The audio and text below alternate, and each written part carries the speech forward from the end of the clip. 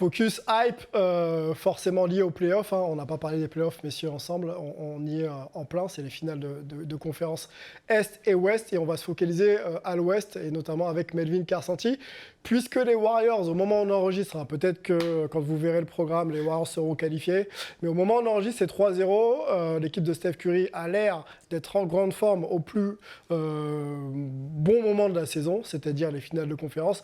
On va essayer d'analyser ça avec toi, Melvin. Qu'est-ce qui rend les Warriors aussi forts? Est-ce que tu retrouves cette équipe un petit peu underdog de 2015 qui semblait avoir du potentiel, mais dont on ne pensait pas qu'elle irait quand même aller chercher le titre? On en est loin, bien sûr. On parle de finales de conférence, pas encore les finales NBA, mais est-ce qu'il n'y a pas des similitudes avec cette saison 2015?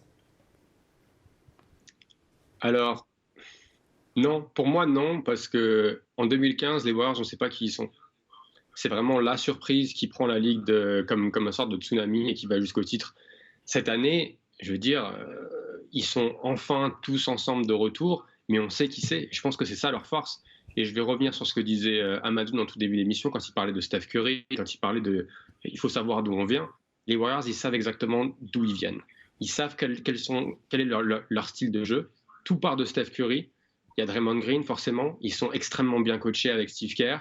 Ils ont cette expérience, ils savent comment gagner et ils n'essayent pas de changer leur style de jeu. Toute la ligue joue avec beaucoup de pick and roll. Les Warriors, c'est pas ça. Et ils jouent vraiment ce qui fait leur force. Et après, moi, ce qui m'impressionne cette année, c'est qu'il n'y a que 4 joueurs, ou 5 joueurs, si on compte André Iguodala et Kevin Looney et Klay Thompson, qui ont gagné un titre avec les Warriors. Mais ils ont vraiment réussi à construire cette équipe grâce à leur culture, en fait, qu'ils ont depuis des années et des années. Et on voit aujourd'hui que les jeunes joueurs qui n'ont aucune expérience des playoffs, que ce soit Jordan Poole, Andrew Wiggins et ses deuxièmes playoffs, il y a des rookies comme Jonathan Kuminga, comme Moses Moody, tout le monde tire dans le même sens parce qu'on a un Steph Curry, on a un Draymond Green, on a un Steve Kerr qui donne la ligne à suivre. Et moi, c'est vraiment ça c'est vraiment ça qui m'impressionne cette saison, c'est qu'ils ne devraient pas être à ce niveau-là, mais grâce à cette culture et à cette philosophie de jeu, ils sont capables d'aller là, on va les retrouver en finale pour la 6e fois en 8 années.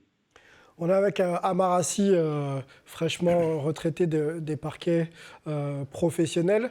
Quand on parle des Warriors, c'est une équipe maintenant qui est plus qu'à maturité. Il y a beaucoup de leurs leaders qui ont passé la trentaine et on les voit encore motivés, surmotivés.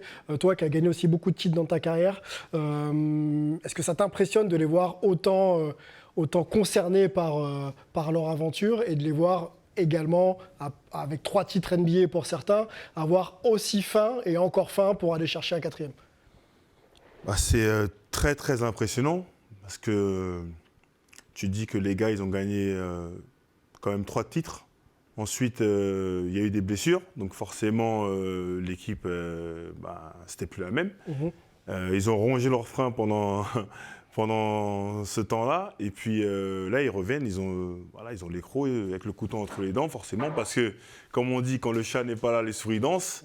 Donc là ils ont vu un petit peu les autres équipes fanfaronner un petit peu, ça leur a servi de motivation. Ça les a piqués un peu. Exactement. Et puis là ils reviennent avec la ferme intention de reconquérir le trône, et ils ont l'air d'être bien partis.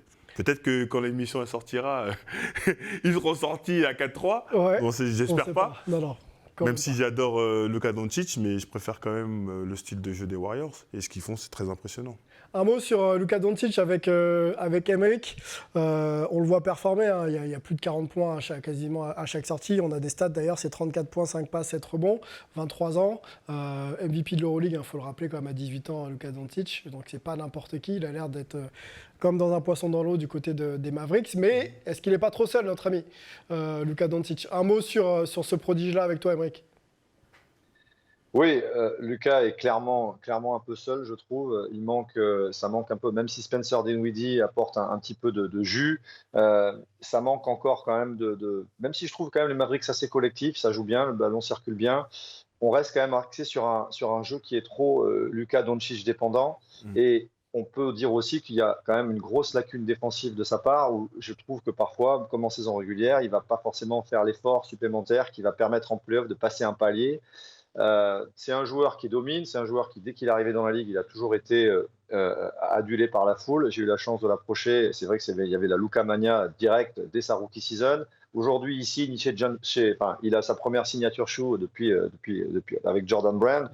Donc tous les voyants sont au vert pour lui. Maintenant, attention de ne pas croire qu'on est de suite un Hall of Famer quand on a juste 23 ans.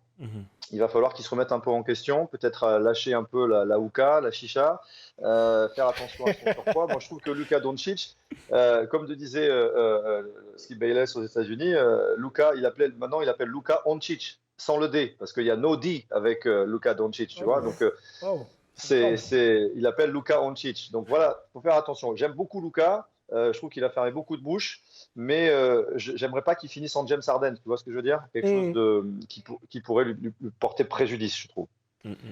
Un mot avec Amadoun, Luka Doncic au P54, c'est possible ou pas?